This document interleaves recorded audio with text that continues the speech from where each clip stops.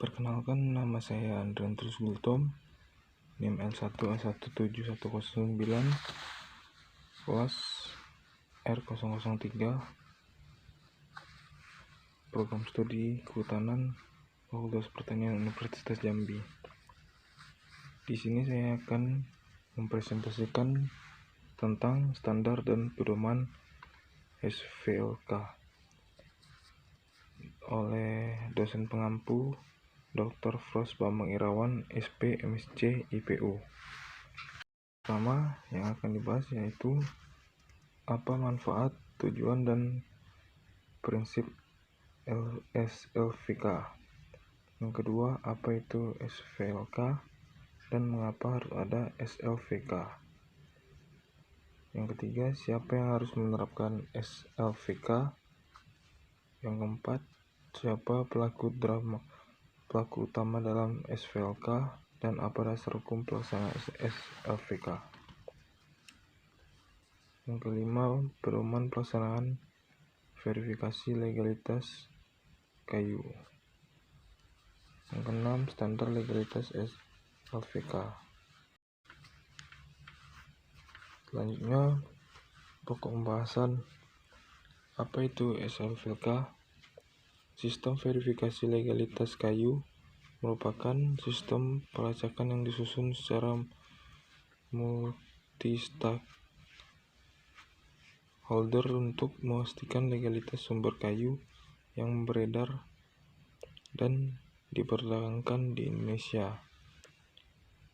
SLVK dikembangkan untuk mendorong implementasi peraturan pemerintah yang berlaku terkait perdagangan dan peredaran hasil hutan yang legal di Indonesia.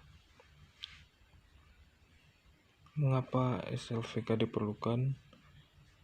SLVK diterapkan di Indonesia untuk memastikan agar semua produk kayu yang beredar dan diperdagangkan di Indonesia memiliki status legalitas yang meyakinkan konsumen di luar negeri tidak perlu lagi meragukan legalitas kayu yang berasal dari Indonesia.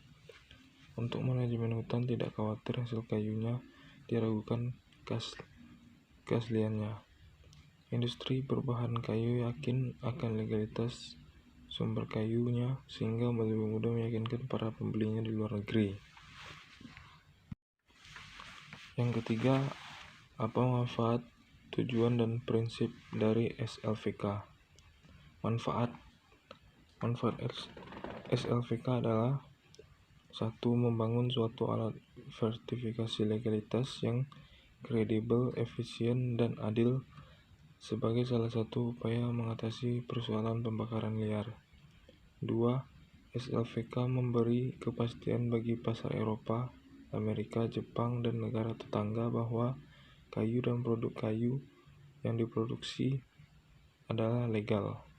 Yang ketiga, memperbaiki administrasi tata usaha kayu hutan secara efektif. Yang keempat, menjadikan kayu satu-satunya sistem legalitas untuk kayu yang berlaku di Indonesia.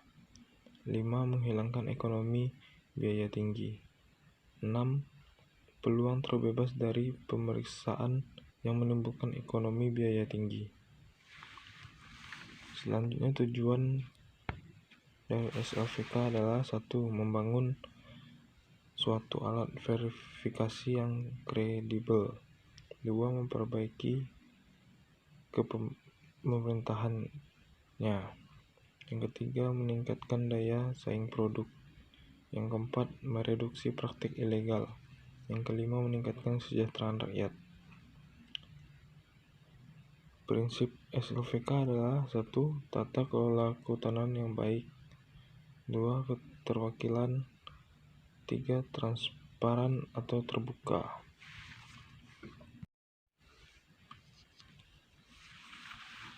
Siapa pelaku utama dalam SLVK dan apa dasar hukum pelaksanaan SLVK? Pelaku utama dalam SLVK adalah 1. Kementerian Kehutanan sebagai pembuat kebijakan. Fungsi pembinaan menetapkan LPPHPL atau LVLK, unit pengelola informasi SLVK. Yang kedua, Komite Akreditasi Nasional melakukan akreditasi terhadap LPPHPL dan LVLK. Yang ketiga, LPPHPL dan LVLK melakukan penilaian kinerja PHPL dan melakukan verifikasi legalitas kayu berdasarkan sistem dan standar yang telah ditetapkan pemerintah. Yang keempat, audit unit manajemen pemegang izin atau pada hutan hak yang berkewajiban memiliki sertifikat PHPL atau sertifikat legalitas kayu. Yang kelima, pemantau independen masyarakat baik perorangan atau lembaga yang berbadan hukum di Indonesia yang menjalankan fungsi pemantauan terkait dengan pelayanan publik di bidang kehutanan seperti penerbit SPPHL atau SLK. Dasar hukumnya adalah 1. Undang-Undang Nomor 41 Tahun 1999 tentang Kehutanan. 2. Peraturan Pemerintah Nomor 6 Tahun 2007, Nomor 3 Tahun 2008 tentang Tata Hutan dan Penyusunan Perencanaan Pengelolaan Hutan serta Pemanfaatan Hutan. Yang ketiga, Peraturan Menteri Kehutanan Nomor 38 Tahun 2009, Peraturan Menteri Kehutanan Tahun 2011 Nomor 28 dan Peraturan Pemerintah Menteri Kehutanan Nomor 42 Tahun 2013 tentang standar pedoman penilaian kinerja pengelolaan hutan, produksi lestari dan verifikasi legalitas kayu pada pemegang izin atau pada hutan hak. Yang keempat, Peraturan Direktur Jenderal Bina Produksi Kehutanan Nomor 46/6 BPPHH tahun 2012 tentang pedoman pelaksanaan penilaian kinerja pengelolaan hutan produksi dan verifikasi legalitas kayu. Selanjutnya, siapa yang harus menerapkan SLVK? Yang harus menerapkan SLVK adalah 1. Pemegang izin usaha pemanfaatan hasil hutan kayu pada hutan alam atau hutan industri atau rehabilitasi ekologi. Yang kedua, hutan kemasyarakatan, hutan desa, dan hutan tanaman rakyat. Yang ketiga, pemilik hutan hak, hutan rakyat. Yang keempat, pemilik izin pemanfaatan kayu. Yang kelima, pemegang izin usaha industri penghasil hutan dan industri lanjutan dan tanda daftar industri. Standar legalitas SLVK sesuai dengan Peraturan Direktur Jenderal Bina Produksi Kehutanan Nomor 8/6 BPPHH tahun 2012 tentang standar dan pedoman penilaian kinerja pengelolaan hutan produksi lestari dan verifikasi legalitas kayu.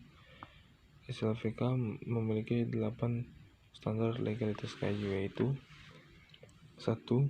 Standar verifikasi legalitas kayu pada hutan negara yang dikelola oleh pemegang izin dan pemegang hak pengelolaan. 2. Standar verifikasi legalitas kayu pada hutan negara yang dikelola oleh masyarakat. 3. Standar verifikasi legalitas kayu pada hutan hak hutan masyarakat. Yang keempat, standar verifikasi legalitas kayu pada pemegang IPK.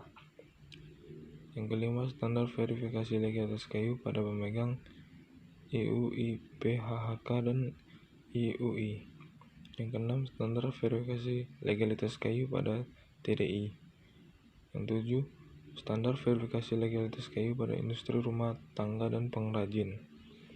Yang kedelapan, standar verifikasi legalitas kayu pada TPT. Yang terakhir, pedoman pelaksanaan verifikasi legalitas kayu.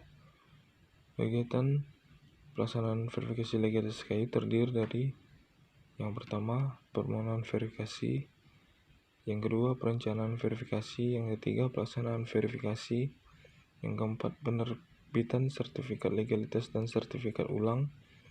Yang kelima, penilaian. Yang keenam, audit khusus. Baiklah, demikian presentasi dari saya. Sekian dan terima kasih.